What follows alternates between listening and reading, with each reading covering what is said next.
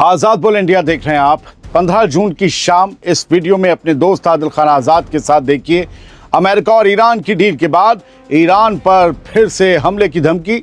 हम अमेरिका के गुलाम नहीं हैं कहकर इस्राएली मिनिस्टर ने कर दी ट्रंप की डील से बगावत। ट्रंप और ईरान डील से नाराज नेतन्याहू के दरमियान फोन कॉल पर भारी तनाव और ईरान ने दी अरब मुल्कों को खामोश वार्निंग। कहा ध्यान रखना, अब हमारे बिना फैसले मुमकिन नहीं।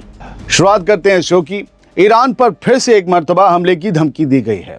ईरान और अमेरिका के बीच समझौते का ऐलान हुए अभी कुछ ही घंटे गुजरे थे कि मिडिल ईस्ट में एक बार फिर नया तनाव पैदा होता दिखाई दे रहा है। इस बार ईरान को खुली धमकी दी है उस मुल्क ने जो शुरू से ही इस समझौते पर ऐतराज जताता रहा है। नाम है इस्राएल।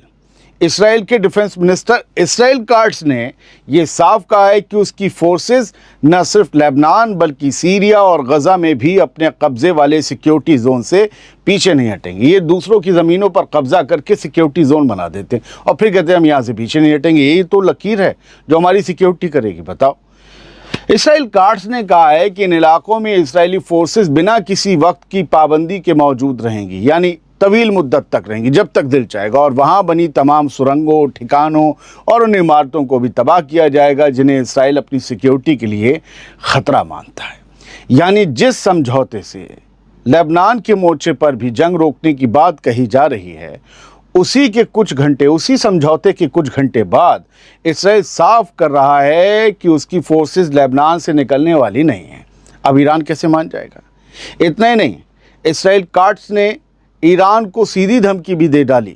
उसने कहा कि अगर लेबनान में होने वाली किसी भी मिलिट्री कार्रवाई के जवाब में ईरान ने इसराइल पर हमला किया तो इसराइल भी अपनी पूरी ताकत के साथ जवाब देगा। यानी तय की जा रही है ज़मीन, लेबनान पे हमले करो, ईरान हमला करेगा, फिर ईरान पर हमला करो। काट्स का ये बयान ऐसे वक्त आया है जब अमेरिका और ईरान दोनों जंग रोकने और तमाम मोर्चों पर फौजी कार्रवाई ख़त्म करने की बात कर रहे हैं। ऐसे में अब सबसे बड़ा सवाल यही है कि क्या इसराइल इस समझौते की हर बात मानेगा या फिर लेबनान को लेकर उसका अलग रास्ता पूरे समझौते को एक बार फिर मुश्किल में डाल सकता है।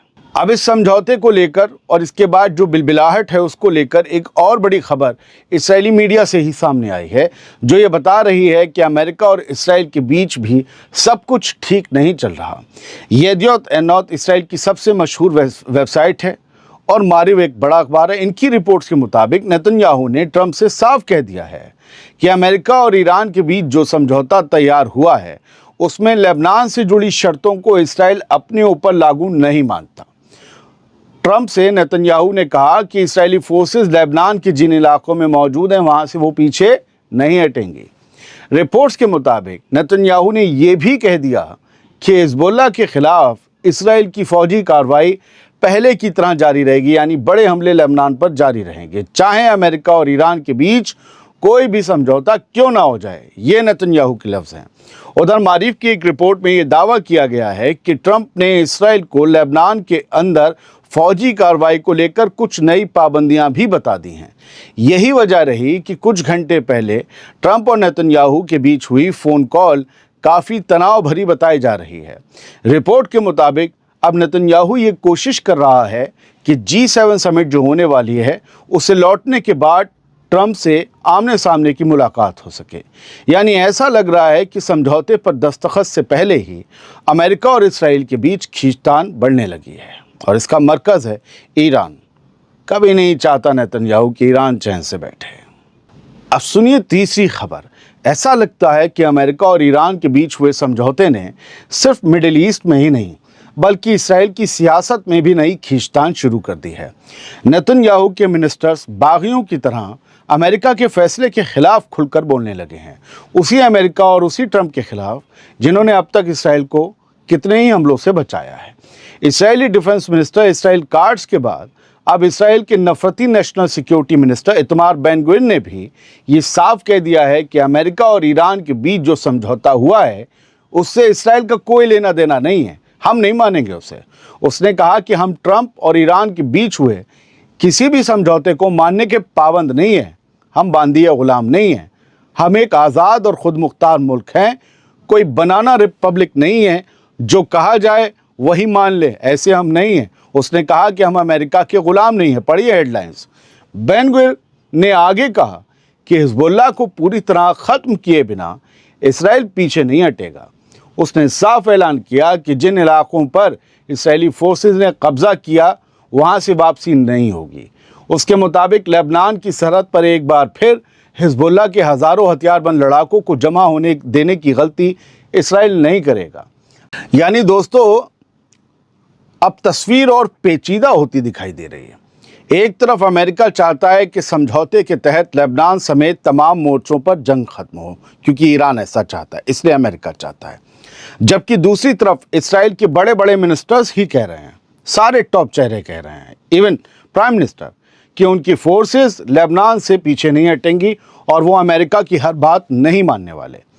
यहीं से सबसे बड़ा सवाल भी पैदा होता है, अगर इस समझौते में लेबनान से जुड़ी शर्तों पर अमल नहीं होता तो क्या ईरान इसे ऐसे ही मंजूर कर लेगा समझौते को?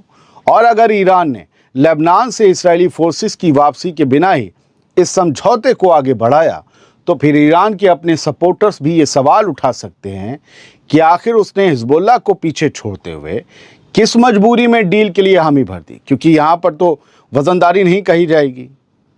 यही वजह है कि समझौते का ऐलान हो जाने के बावजूद इसका सबसे बड़ा इम्तिहान अब ज़मीन पर होने वाला है। पर्सनली मुझे लगता है कि ईरान हिजबुल्लाह वाली शर्त से पीछे नहीं हटेगा और इसराइल लेबनान पर हमले करता रहेगा और यही मामला फिर से उलझ जाएगा। हमारे यहाँ कहते हैं कि खिच्चू मच जाएगा। इस सब के बीच ईरान ने पहले ही अपना रुख बिल्कुल साफ करते हुए मिडिल ईस्ट के मुल्कों को एक खामोश वार्निंग दी है और कहा है कि ईरान को किनारे लगाने की गलती मत कर देना। जी, ईरान की अरबों को वार्निंग सुनिए। ईरान के फॉरेन मिनिस्टर अब्बास अरागची ने साफ लफ्ज़ों में वार्निंग दी है कि अगर मिडिल ईस्ट का नया सिक्योरिटी निज़ाम ईरान को बाहर रखकर बनाने की कोशिश की गई तो वो कभी कामयाब नहीं होगा। वो सिक्योरिटी निज़ाम यानी ईरान मिडिल ईस्ट की सिक्योरिटी में ज़रूरी है। अरागची ने कहा कि हालिया जंग ने ये साबित कर दिया है कि ईरान को नज़रअंदाज करके रीजन में अमन कायम नहीं किया जा सकता। अरागची के मुताबिक अब रीजन के मुल्क भी ये समझने लगे हैं कि असली और लंबे अरसे का अमन तभी आएगा जब तमाम मुल्क मिलकर बैठेंगे, एक दूसरे की बात सुनेंगे और सबके साझा इंटरेस्ट को सामने रखकर फैसला करेंगे। इसमें ईरान भी बराबर का हिस्सेदार होगा। अरागची ने कहा कि मिडिल ईस्ट का नया सिक्योरिटी फ्रेमवर्क तभी काम करेगा जब उसमें रीजन के हर मुल्क की बराबर की शिरकत होगी और ईरान को बाहर रखकर बनाई गई कोई भी प्लानिंग ज़्यादा देर तक नहीं चल सकती। ये अरागची के लफ्ज़ हैं, यानी ईरान अब ज़रूरी है मिडिल ईस्ट के लिए। उन्होंने ये भी कहा कि अमेरिका और इसराइल के साथ हुई जंग ने दुनिया के सामने ईरान की सिर्फ फौजी ताकत ही नहीं बल्कि उसकी असली ताकत यानी पब्लिक और निज़ाम की बीच की यूनिटी को भी दिखा दिया है। यानी अरब मुल्कों को एक खामोश ये भी इशारा है कि क्या तुम्हारी पब्लिक तुम्हारे साथ है? हमारी तो पब्लिक हमारे साथ थी, जिन्होंने बगावत करके निज़ाम को नहीं उखाड़ फेंका, जैसे लीबिया में हो गया, जैसे इराक में हो गया। क्या तुम बच जाओगे? क्या तुम्हारी पब्लिक तुमसे खुश है? वो तो हमारी वाली तो हमारे साथ थी और हमने फ़ौजी तौर पे भी रोक लिया और पब्लिक के भी तौर पे रोक लिया। तुम्हारा क्या होगा? अब्बास अरागची ने इसके अलावा ये दावा किया कि हालिया जंग में ईरान ने सिर्फ मैदान में ही नहीं बल्कि स्ट्रेटजिक लेवल पर भी ऐसी कामयाबियां हासिल की हैं जिनका असर अब पूरे रीजन और दुनिया की सियासत में दिखाई देगा। उनके मुताबिक इस जंग ने दुश्मनों का वो नैरेटिव भी तोड़ दिया जिसमें सालों से ईरान को कमज़ोर, तन्हा और पाबंदियों के बोझ तले दबा हुआ मुल्क बताया जाता था।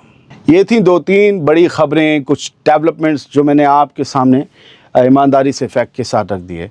एक स्टोरी बना रहा हूँ क्योंकि बहुत से लोग जानना चाहते हैं कि होर्मुज़ का क्या होगा, टोल टाल ये वो वगैरह या फिर जो भी है, बताइएगा अगर आप वो देखना चाहते हैं। और एक स्टोरी हिस्ट्री से बनाने की सोच रहा हूँ ताकि कुछ पीछे भी चला जाए। बताइएगा क्या देखना पसंद करेंगे। बहुत बहुत शुक्रिया। सलामत रहिए, खुश रहिए।